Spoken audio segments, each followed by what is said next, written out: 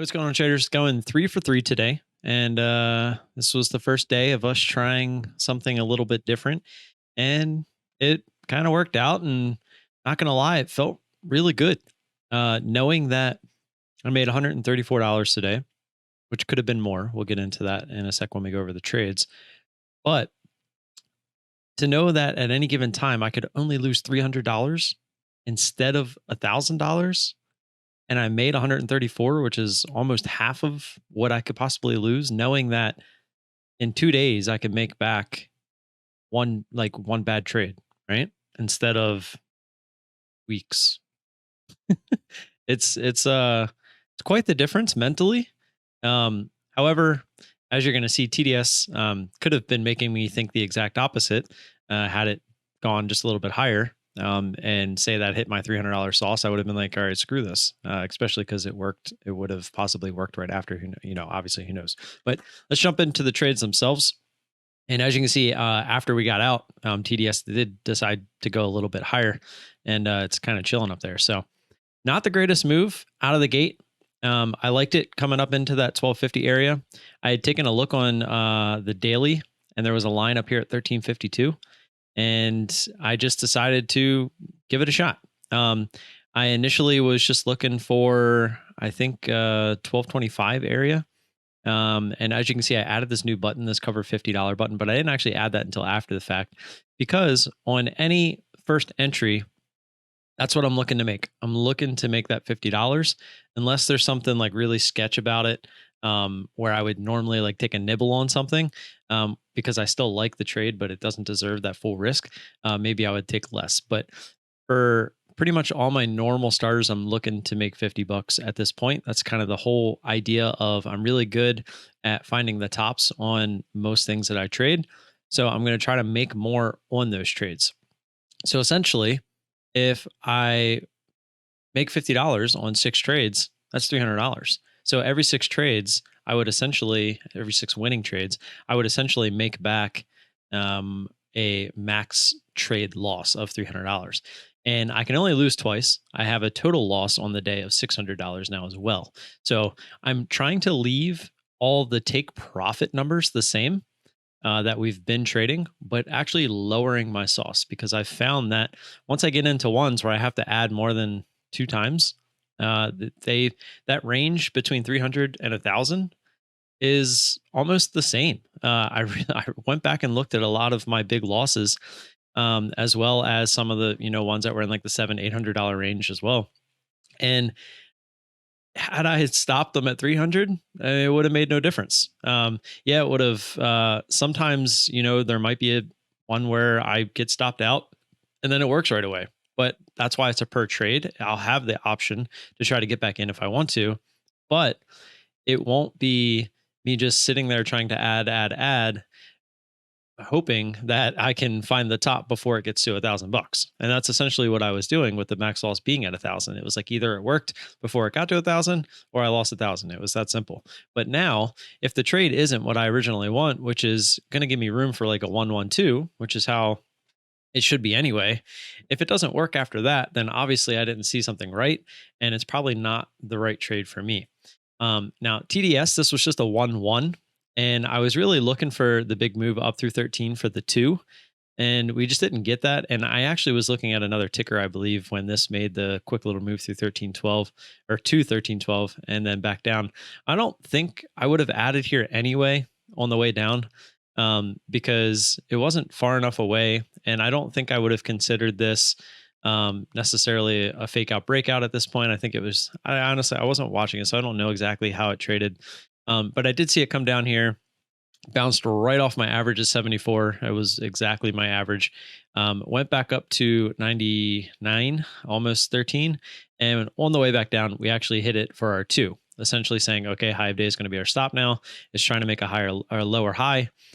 If it works, we're going to have a little bit more size and whatnot. So I hit my 0.5 R button because I told myself when I get ads now, I'm going to start using that, because it should essentially give me more than $50 anytime I get an ad, which is the whole point of scaling into a trade, is to make more on the ones that you have to build a position.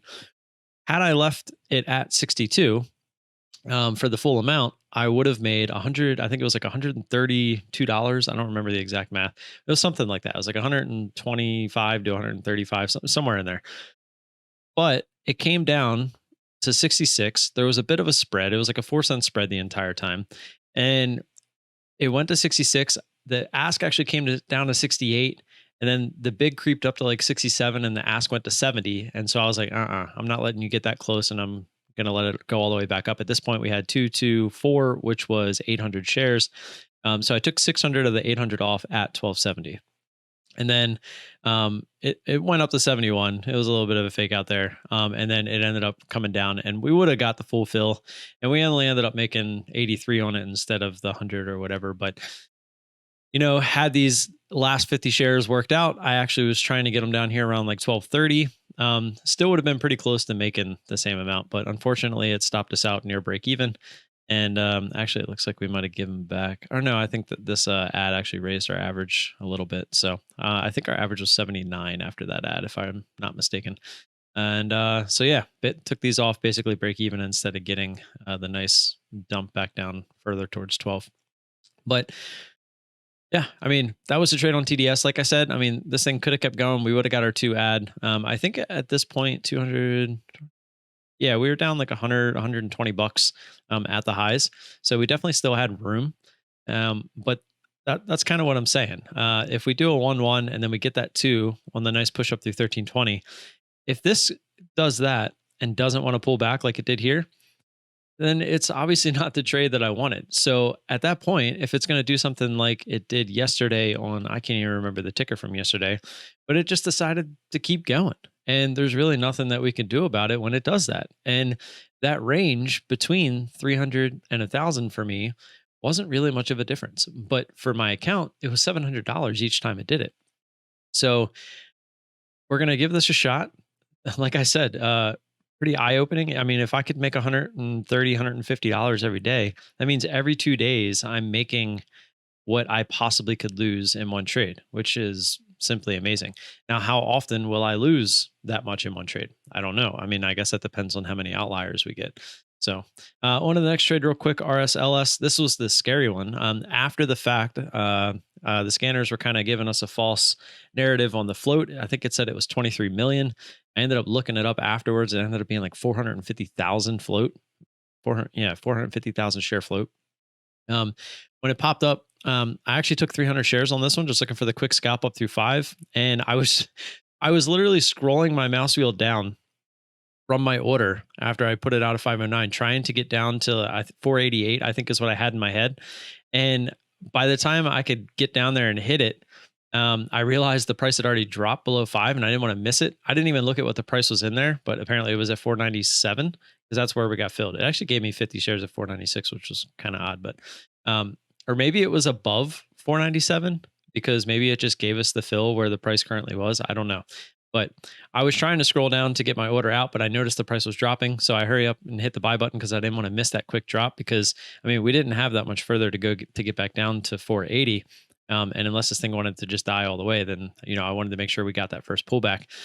And we only ended up making $30 on that. So had I got that 488, it would have been around that $50, which is what I was looking for. However, it ended up being a good thing. It did get the 488. I don't know if I would have got filled, but it popped back up. And at this point, right on this candle, I believe, someone from the ISW room said that he ran out of buying power. Now, he started this thing down here on this first move, and he was kind of fighting it, but he said he ran out of buying power. So I had an order out at, I think, 533 for 300 shares before it got up there. I took it off and I just loaded 100 shares because I didn't want to run into buying power issues. And I actually thought about just not even trading it anymore. But the move was pretty good. It hadn't really made a pullback yet. And I was like, you know what? I'm going to, just go with 100 shares. I knew I could take at least 300. So if I did a 1-1 and then worst case, another 1, I still would have had some room. Plus we were real close to the halt price. So I knew I had that kind of going in my favor, that it couldn't really go too much further. And it was only 100 shares at that point, and I was already up nicely on the day. I wasn't really risking too much at this point. So put it out there, put it in for, I think 25 cents.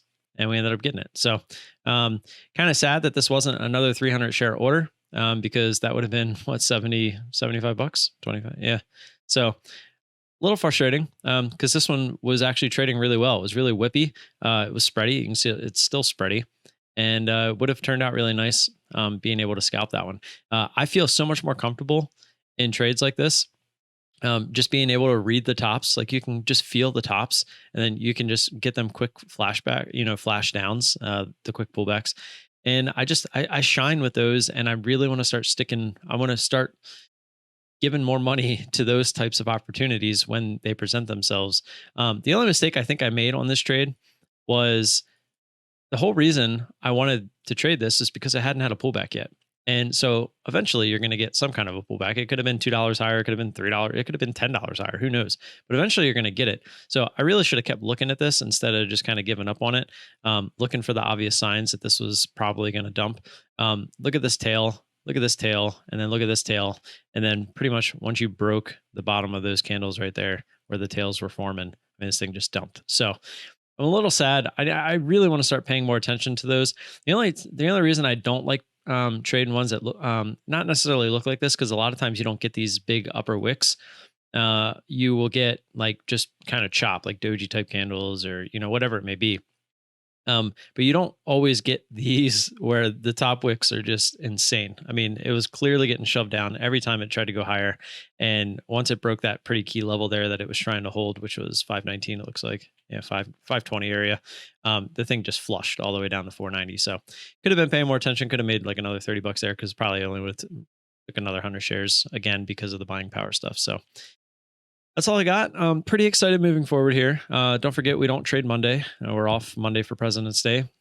So have a good 3-day weekend. Hopefully this is a good sign moving forward. Can't lose as much, keep making as much, and hopefully we can start to see things go up. And I think if we could start pulling in some like $150, $200 days, that's going to make me pretty happy, especially knowing that we can only lose 300 at any given trade. So I also really like that even on TDS, it was not the trade that we were really looking for after we got in, but we knew if we could kind of hang on and space out our ads to get to that pullback, we should be okay. And that's exactly what we did.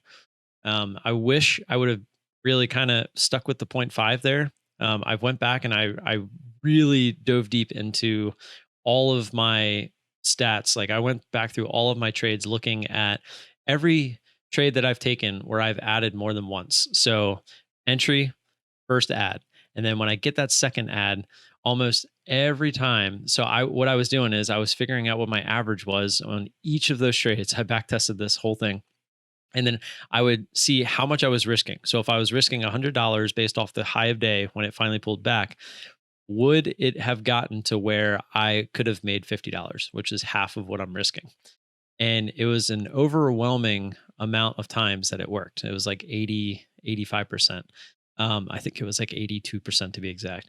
But it was a very overwhelming number. And again, it would have worked here. And I really sometimes just the risk adverse part of me, like on this one, it got to 66. My order was at 62 for that 0.5. I'm thinking, well, what if this bounces off 66 and goes right back to 79, which is my average?